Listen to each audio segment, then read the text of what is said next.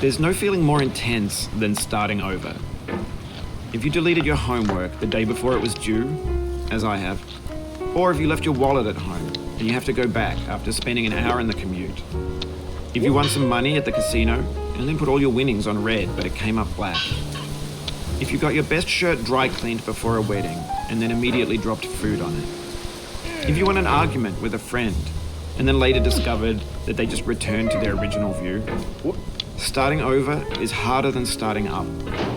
If you're not ready for that, like if you've already had a bad day, then what you're about to go through might be too much. Feel free to go away and come back. I'll be here. Alright, thanks for coming with me on this trip. I'll understand if you have to take a break at any point. Just find a safe place to stop and quit the game. And don't worry, I'll save your progress, always, even your mistakes. This game is a homage to a free game that came out in 2002 titled Sexy Hiking. The author of that game was Jazuo, a mysterious Czech designer who was known at the time as the father of B games.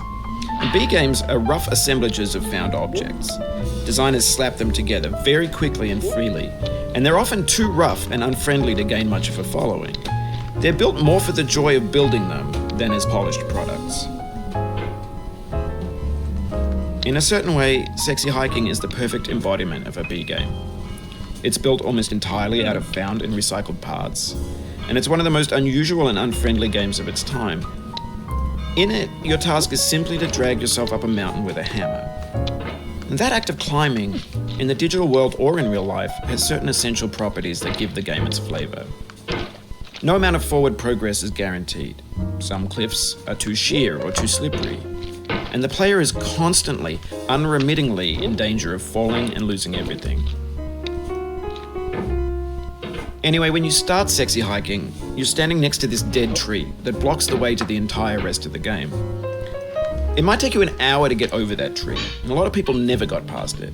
You prod and you poke at it, exploring the limits of your reach and your strength, trying to find a way up and over. And there's a sense of truth in that lack of compromise. Most obstacles in video game worlds are fake. You can be completely confident in your ability to get through them once you have the correct method or the correct equipment or just by spending enough time. In that sense, every pixelated obstacle in Sexy Hiking is real. The obstacles in Sexy Hiking are unyielding, and that makes the game uniquely frustrating. But I'm not sure Jazuo intended to make a frustrating game.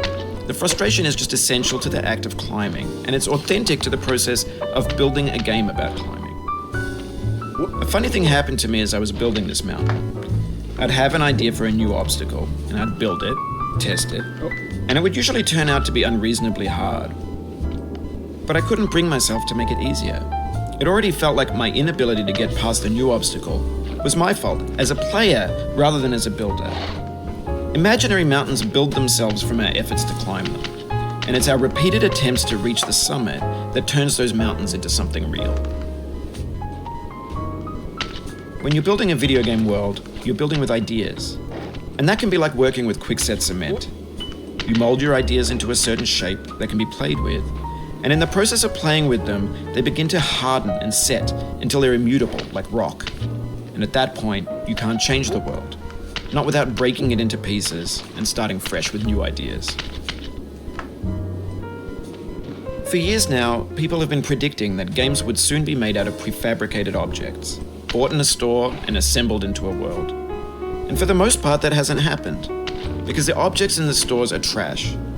I don't mean they look bad or that they're badly made, although a lot of them are. I mean they're trash in the way that food becomes trash as soon as you put it in the sink. Things are made to be consumed and used in a certain context, and once the moment is gone, they transform into garbage. In the context of technology, those moments pass by in seconds. Over time, we've poured more and more refuse into this vast digital landfill that we call the internet. It now vastly outnumbers and outweighs the things that are fresh and untainted and unused. When everything around us is cultural trash, trash becomes the new medium, the lingua franca of the digital age. And you can build culture out of trash. But only trash culture. Be games, be movies, be music, be philosophy.